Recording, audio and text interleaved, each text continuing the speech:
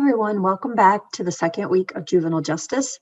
This week we're going to move on and we're actually going to be talking about the book. So hopefully you have the book at this point and you've read chapter 1. The first lecture is going to really look at chapter 1 in the book and talk about the history of juvenile justice.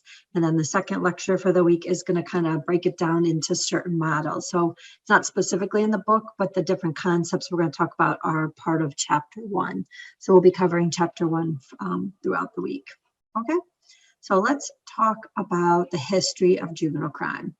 So when you learn about the juvenile system, you want to have a little background explaining how it evolved over time and why has it become the way that it is now. And that's what we're going to talk about this week, how the history evolved and why we have the juvenile system that we have today. Okay, so to start out, I want to talk about this concept of an assumption. What is an assumption? So if somebody asks you to define the word assumption, what would you think? What would be an assumption be? Well, an assumption is an ideal or belief that is the foundation for something. Like you assume something, so then you make decisions on how to handle it. So it's an ideal or belief about something that ultimately leads you to form a policy or procedure or program or something based on your assumption. Okay, so that is what an assumption is. Why is that important? Because we're going to talk about assumptions of juveniles, assumptions that we have about juveniles and juvenile crime, and how those assumptions shaped the way that the system evolved. Okay, so what assumptions do people have about juveniles that commit crime? So when somebody asks you, what do you think about a juvenile that just committed a crime? What kind of pops into your head? What's the first thoughts that you have about that juvenile? Those would be your assumptions about juveniles that commit crime, those immediate perceptions that pop into your head when somebody says, oh, this juvenile committed a crime. Now, based on those assumptions, people have made decisions on policies and procedures on how to handle juveniles. So one of the assumptions is based on this idea. Do you believe that people are born inherently evil or inherently good? So are you automatically born inherently evil and you have to control yourself to be good? Or are you inherently good and sometimes you can just be corrupted to be evil? Well, your assumption of that can affect how juveniles are treated, right? So if you believe that somebody is inherently evil, you may have a different policy or procedure on how to handle that person if they are just born that way right away. Or if they're corrupted by something else, then that may create a different policy or procedure. So you'll see that sort of philosophy as we walk through the different ways juveniles have been treated. So how do these assumptions affect treatment of juveniles in the juvenile justice system? That's what we're going to talk about. We're going to go through the different assumptions that existed throughout history and talk about how those assumptions altered the way that we were treating juveniles in our system. Okay, so let's look at some of these historical assumptions. So the first one was children are chattel. So if you've never heard the word chattel, chattel means property. So way back in history, children were people. They were property that belonged mostly to their father. The father had ultimate control and could do what they wanted with the child because the child was just considered property. So think about that, how that would affect how you treat a juvenile who doesn't obey or do what their father specifically said. What can you do to them if they're just property? How do you treat your property different than you treat people? So that was one of the major assumptions. Another big assumption at the time was that really children are adults as young as the age of 7. So they didn't really see a huge shift or change between adults and children. They treated children just as they would treat adults as soon as they hit the age 7, okay? And then between the age of 8 and 14, they might treat them a little different, but they still held them really accountable, and they didn't really see much difference between the child and the adult. Okay, so the question is, what do you think about these ages? These were the original common law ages for treating children as adults. Do we think that at age 7 or 8, you are an adult, that you understand right from wrong? And if you do you think that the punishments should be the same as an adult if the person has then become aware of what they're doing is bad? Should they just be treated like an adult? So you have to think about that. That is, if there's an assumption that you're an adult at age 8, 7, or 8, then we have to think about what policies and procedures do we make about punishment based on that age, that they are that age. Okay, so it could really affect the view of the juvenile justice system. Another thing that people grappled with is, can children be saved or can children not be saved? So this almost goes back to, are children inherently evil or are they inherently good? Maybe if you believe that they're inherently good, you believe that they can be saved. If you believe they're inherently evil, maybe you're not as persuaded that they could ultimately be rehabilitated and changed. Again, how you view this assumption is going to affect what you think should happen to juveniles in the juvenile system. So those were some of the basic assumptions at the time, way, way back in history. So let's look at how they affected the treatment of juveniles. So the first major historical assumption, other than the ones I just told you, are juveniles can be rehabilitated with hard work and prayer. So before this one, they really didn't believe juveniles could be rehabilitated. They were evil, they were inherently evil. And then you ultimately led to the idea that juveniles can be rehabilitated, but they have to work hard and they have to pray a lot. Religion played a significant role in the system. So that was the historic assumption, that if a juvenile is not doing what they're supposed to, we can rehabilitate them, but only through this hard work and prayer. So the idea in England at this time, or England common law, was the idea that we have to fix the juveniles, that something's wrong with them and we need to fix them. And our best way to fix them, again, is hard work and prayer. So then they built a series of orphanages, workhouses, training centers, apprentice workshops, things like that. And they placed the juveniles in what we call involuntary servitude. They were required to go there. They were required to work and train. It wasn't discretionary. It was like a probation or like a sentence. They had to do it. So it was involuntary and they had to work in these places for society. Another famous one was what we call the Bridewells. These were formed in London in the mid-16th century. Again, they were mostly for poor and delinquent youth. You're poor, you're not following the rules, you're not doing what you're supposed to, then they sent you to these Bridewells. And the idea of Bridewell was to provide a training center for skills. So remember, we said we can reform you through rehabilitation, through hard work and prayer. So the Bridewells were created to help facilitate that. And that's the key word for this week. Okay, so stop the video, write down the word Bridewells. Everybody have it, Bridewells. And then you can keep watching the video, but that's your key word for this week that you have to send me. Now, the philosophy for Bridewells was to train these juveniles so that you could reform them, rehabilitate them, and they could contribute back to society. So there was the belief you could reform them and return them to society. Now, after that time period, we started to get a different assumption. We started to believe that children were viewed less as property, not so much property, and that we need to protect them a little bit more. We need to provide things for them and protect them since they're not really property and they are children. So based on this assumption, how were juveniles treated? Well, this is when you move into the colonial American times. And so they didn't follow the strict Bridewell policies and the reformatories and things like that. So they still kind of believed that it was a family issue. They really wanted to keep the decisions about delinquent juveniles with the family as much as possible. So they still believe that children are the property of their parents. They could be sold into slavery. They could be disciplined in a way that the parents saw fit. But the government was taking a little more control. The government believed that there should be some sort of social welfare programs that helped educate and reform delinquent children. Okay, so we still really believed it was a purpose, or it should be the prerogative of the parents to discipline children and do what they want with children. But we did have the state starting to create more policies and procedures to take a little bit more active role in this process. You saw it even happening a little bit more during the Industrial Revolution. So remember when the Industrial Revolution, everything was booming in this country. We were making a lot of things were going on. And so we believed that was one way that we could treat children, right? We could, if they're not following the rules and they're undisciplined, we'll just make them work. Again, it sort of was building up the idea of hard work and prayer, maybe not as much prayer, but definitely hard work.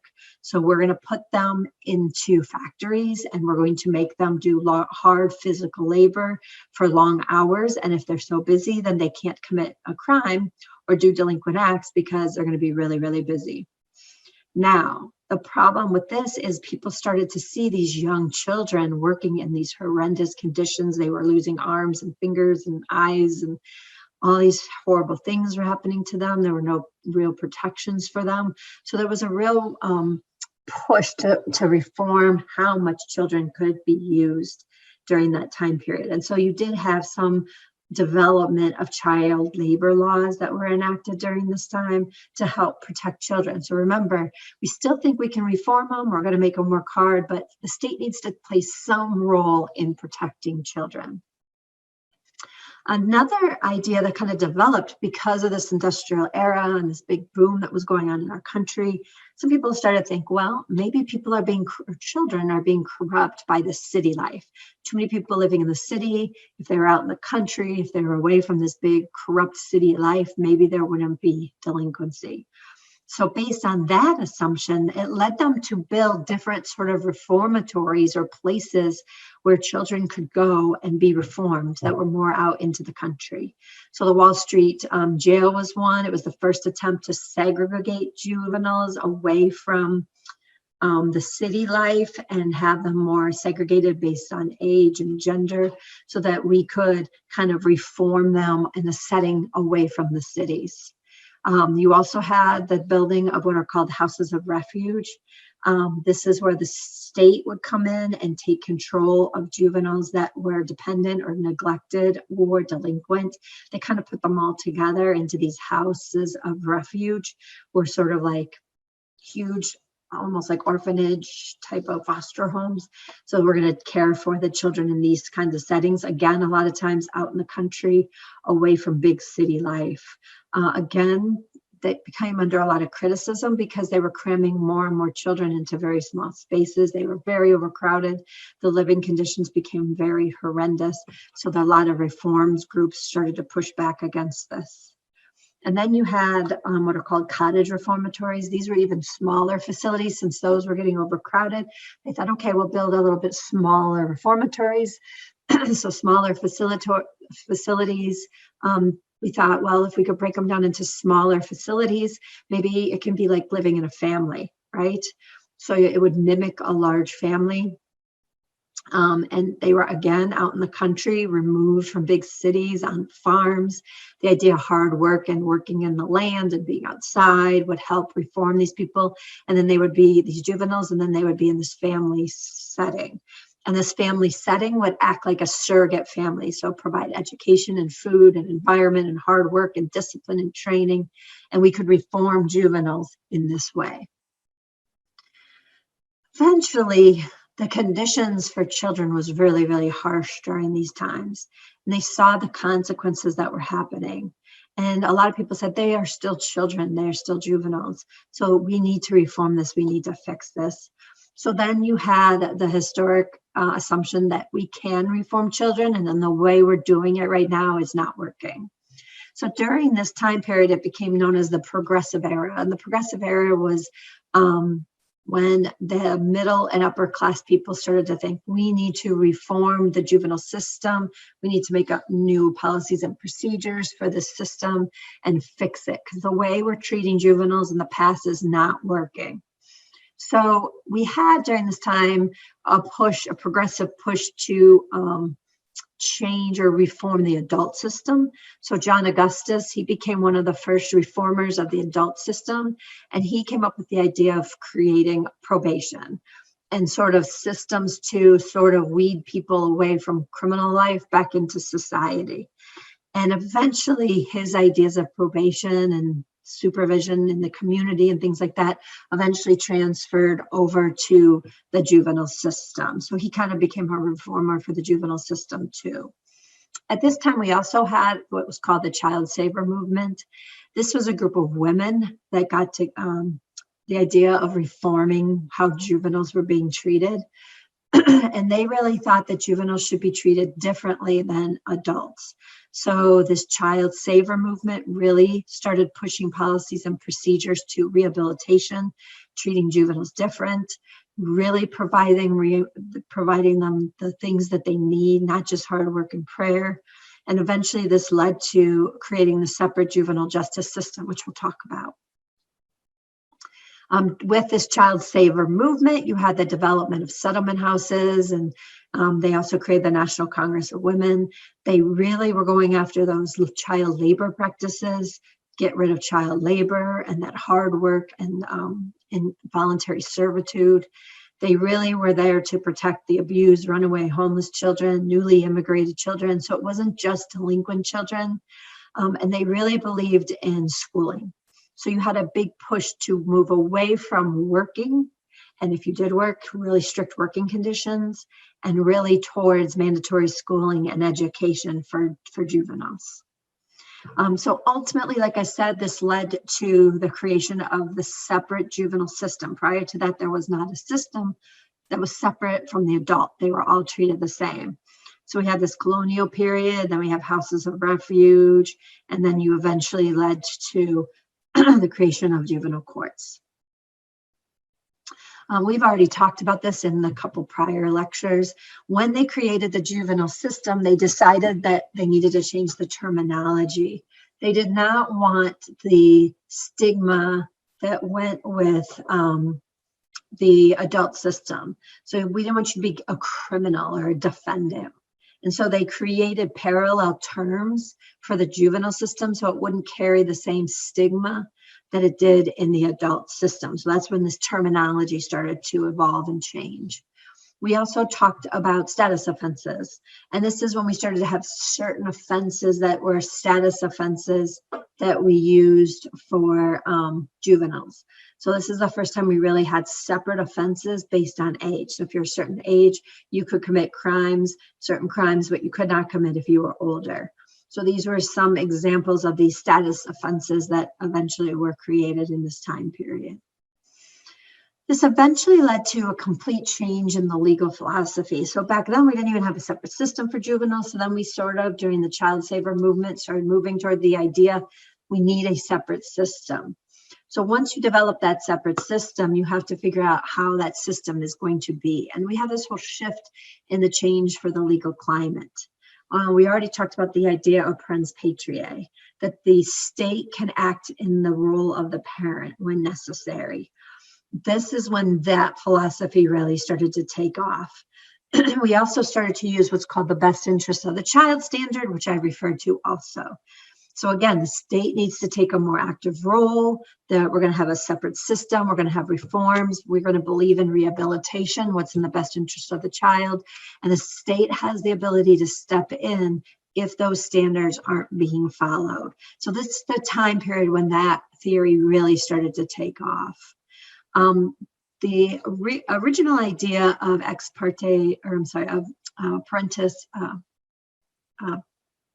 parens patriae came about in this court case, ex parte Kraus.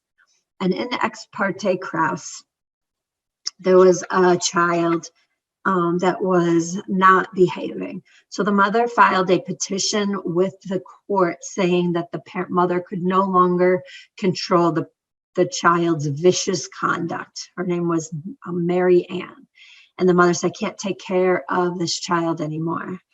The father didn't agree with the mother and was, basically upset that the mother filed this petition. So the father attempted to free the daughter. So the courts took over Mary Ann and sent her to a Philadelphia house of refuge. She was sent to a house of refuge.